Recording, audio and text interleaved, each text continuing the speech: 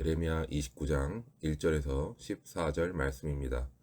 선지자 예레미야가 예루살렘에서 이 같은 편지를 느부갓네살이 예루살렘에서 바벨론으로 끌고 간 포로 중 남아있는 장로들과 제사장들과 선지자들과 모든 백성에게 보냈는데, 그때는 여고니아 왕과 왕후와 궁중 내시들과 유다와 예루살렘의 고관들과 기능공과 토공들이 예루살렘에서 떠난 후라.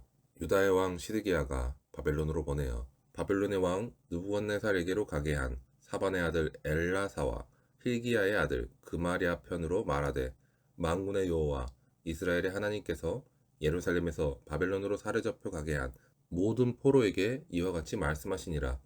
너희는 집을 짓고 거기에 살며 텃밭을 만들고 그 열매를 먹으라. 아내를 맞이하여 자녀를 낳으며 너희 아들이 아내를 맞이하며 너희 딸이 남편을 맞아 그들로 자녀를 낳게 하여 너희가 거기에서 번성하고 주르들지 아니하게 하라. 너희는 내가 사로잡혀 가게 한 그 성읍의 평안을 구하고 그를 위하여 여호와께 기도하라. 이는 그 성읍이 평안함으로 너희도 평안할 것임이라.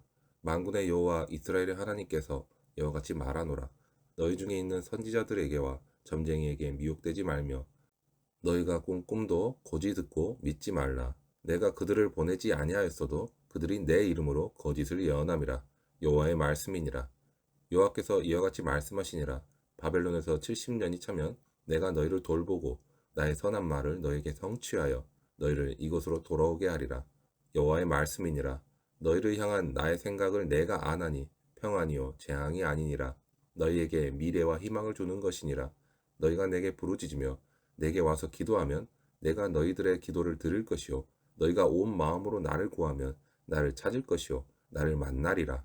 이것은 여호와의 말씀이니라. 나는 너희들을 만날 것이며 너희를 포로된 중에서 다시 돌아오게 하되 내가 쫓아 보내었던 나라들과 모든 곳에서 모아 사로잡혀 떠났던 그곳으로 돌아오게 하리라. 이것은 여호와의 말씀이니라. 우리가 살아가다 보면 하나님께서 우리를 인도하신다는 것을 믿지만 지금 현재의 상황만을 놓고 봤을 때 도무지 납득이 되지 않는 상황을 보면서 하나님께서 이렇게 인도하시는 것이 마음에 들지 않을 때가 있습니다. 그래서 마음이 흔들리며 낙심하기도 하고 심한 경우에는 하나님이 없는 것 같다고 생각하기까지 합니다. 바벨론의 1차, 2차 공격으로 많은 사람들이 포로로 잡혀갔습니다. 그리고 잡혀간 사람들 중에는 장로와 제사장과 선지자들도 있었습니다. 시간이 지나 3차 공격이 이어졌고 여고니아 왕과 왕후 그리고 궁중 내시들과 많은 기능공들, 토공이 포로로 잡혀가게 됩니다. 이때 예레미야는 포로들에게 편지를 보냈습니다. 예레미야가 편지를 보낸 이유는 바벨론의 포로로 잡혀간 많은 사람들이 포로 생활에 적응하지 못하고 바벨론에 저항하며 살았기 때문입니다. 역사 기록에 의하면 주전 595년부터 주전 594년에 바벨론에서 폭동이 일어났습니다. 포로로 잡혀온 다른 나라의 백성들이 억압을 견디지 못하고 폭동을 일으켰다고 합니다. 그래서 바벨론은 폭동을 진압하고 선동자들을 처형했다는 기록이 있습니다. 그런데 일절을 보면 남아있는 장로들과 제사장들과 선지자들이라는 말이 나옵니다. 반란을 주도하다가 처형을 당하고 남은 유다의 지도자들이라는 말입니다. 하나님께서는 유다의 죄를 보시고 바벨론을 들어서 유다를 징계하셨습니다. 그렇기 때문에 유다 왕과 백성들은 하나님의 그 뜻을 깨달아 바벨론 포로 생활을 감내해야 했습니다. 그런데 하나나 같은 거짓 선지자들은 바벨론에 머무는 포로 생활이 짧은 기간 안에 끝날 것이라고 예언했습니다. 그들의 예언 때문에 포로로 끌려간 유다 백성들은 바벨론에서 오래 정착하지 않아도 된다고 생각을 했던 것입니다. 그러나 하나님께서는 선지자 예레미야를 통해서 하나님의 예언과는 전혀 다르게 말씀하십니다. 바벨론에 붙잡혀 지내야 할 유다 백성의 포로 기간은 오래 지속될 것이며 그 기간에 유다 백성은 그곳에 정착하려는 노력을 해야 한다고 말씀하시는 것입니다. 이 말씀에 따라서 유다 백성은 그곳에 집을 짓고 뒷밭을 만들며 가정을 꾸리고 번성하여서 완전한 정착민으로 살아가야 했습니다. 그뿐만 아니라 유다에게는 원수와도 같은 적국 바벨론의 평안까지 구하라고 말씀하십니다. 이것은 포로로 끌려간 유다 백성에게는 이해할 수 없는 명령이었을 것입니다. 그러나 하나님께서는 그들이 다시 유다 땅으로 돌아와 민족의 회복을 이끌 일꾼으로서 바벨론 땅에서 준비가 되기를 원하셨습니다. 하나님께서 계획하시는 그 뜻은 우리가 보았을 때 너무나 멀게 느껴지기도 하고 이해할 수 없는 방향으로 여겨지기도 합니다. 하지만 하나님께서 약속하신 평안과 그 회복의 때를 기다리는 사람들은 마치 바벨론에 정착하라고 하신 말씀과 같이 현재의 삶에 최선을 다하며 살아야 합니다. 막연하고 허황된 기대를 품고 현실 도피적인 삶을 사는 것은 하나님이 약속하신 미래를 소망하는 사람들에게 합당한 태도가 아닙니다. 하나님께서는 보다 구체적인 삶의 현장에서, 즉 가정과 직장 그리고 교회와 사회의 한 구성원으로서 하나님의 뜻을 이루기 위해 책임 있는 행동을 요구하십니다. 현재의 삶에 그 뜻을 이루기 위해 최선을 다하는 사람만이 미래의 약속에 참여한 자가 될 수 있는 것입니다. 하나님께서는 70년이 차면 다시 돌아오게 하리라고 말씀하십니다. 하나님의 이러한 말씀은 국제 정세를 살펴보고 말씀하신 것도 아니며 백성의 마음을 사로잡기 위해서 말씀하신 것도 아닙니다.